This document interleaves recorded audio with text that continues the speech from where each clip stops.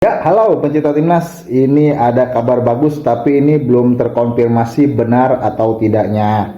Arjen Robben dikabarkan ingin bergabung dengan timnas Indonesia.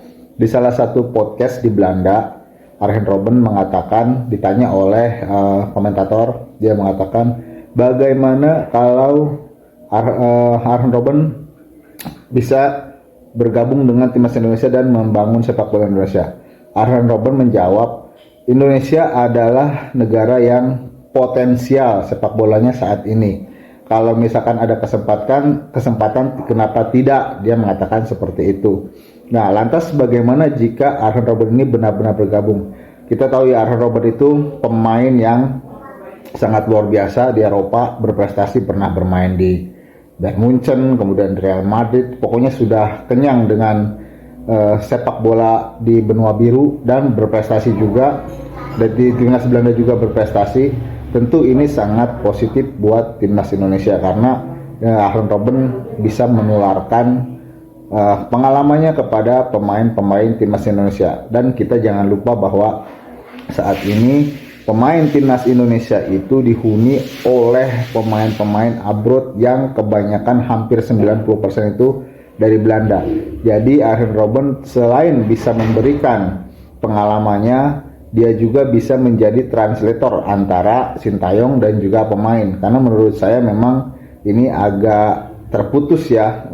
Sebenarnya pemain-pemain ini bagus menurut saya. Semua pemain ini bagus, cuman gaya bermain mungkin yang lebih nanti dimodifikasi lagi, karena Sintayong kan kental dengan Koreanya ya, sedangkan pemain-pemain Belanda ini mungkin harus beradaptasi lagi dengan kemauan Sintayong. Jadi dengan adanya Arjen Robben bisa jadi ini menjadi jembatan untuk timnas Indonesia lebih baik lagi. Dan kabarnya dia akan menjadi taktikal dan juga pelatih striker. Walaupun sekarang sudah ada Kim Samsik ya, tapi ini dengan bergabungnya Arjen Robben bisa jadi timnas Indonesia nanti lebih tajam lagi, walaupun memang sekarang sudah sedikit demi sedikit terlihat ya kemampuan atau perkembangan striker timnas Indonesia. Walaupun di timnas belum terasa, tapi minimal di level klub itu sudah mulai gacor, seperti Hoki Caraka, kemudian Ramadan Sananta walaupun belum, tapi dia bisa memberikan assist. Kemudian Dimas Derajat juga menjanjikan sebagai striker nomor 9 dengan wall-wallnya, dengan umpan-umpannya. Ini kalau striker Persib itu Dimas Derajat lebih ke ini ya, striker nomor 9 dia. Jadi dia menunggu di depan gawang, mungkin hanya karena di klub itu belum bisa saling memahami lah antara sama pemain. Tapi untuk di level timnas patut dicoba, walaupun sebenarnya yang dimainkan kemarin kan Struijk, terus ini menurut saya kayak semacam hoki itu perlu dicoba lah, karena dia memiliki tenaga. Bisa saja nanti melawan Jepang atau melawan Arab Saudi bisa main di 10 menit terakhir untuk mempertajam lagi kemampuannya, pengalamannya agar pemain striker kita ini merata tidak hanya Struijk saja. Nah, saya ingin menyoroti soal Arjen Robben bergabung ke timnas Indonesia ini.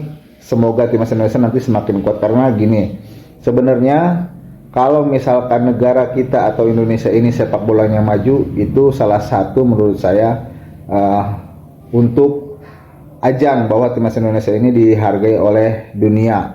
Jadi kalau sepak bolanya maju pasti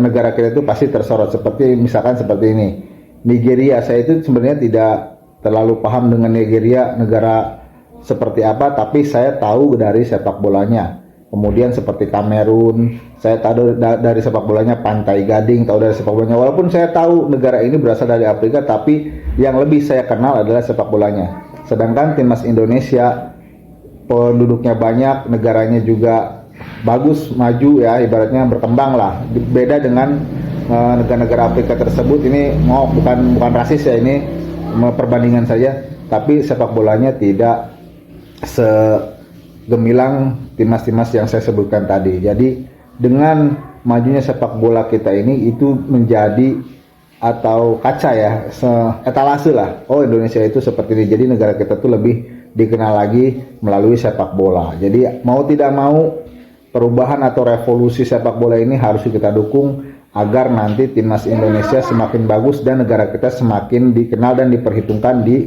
dunia internasional.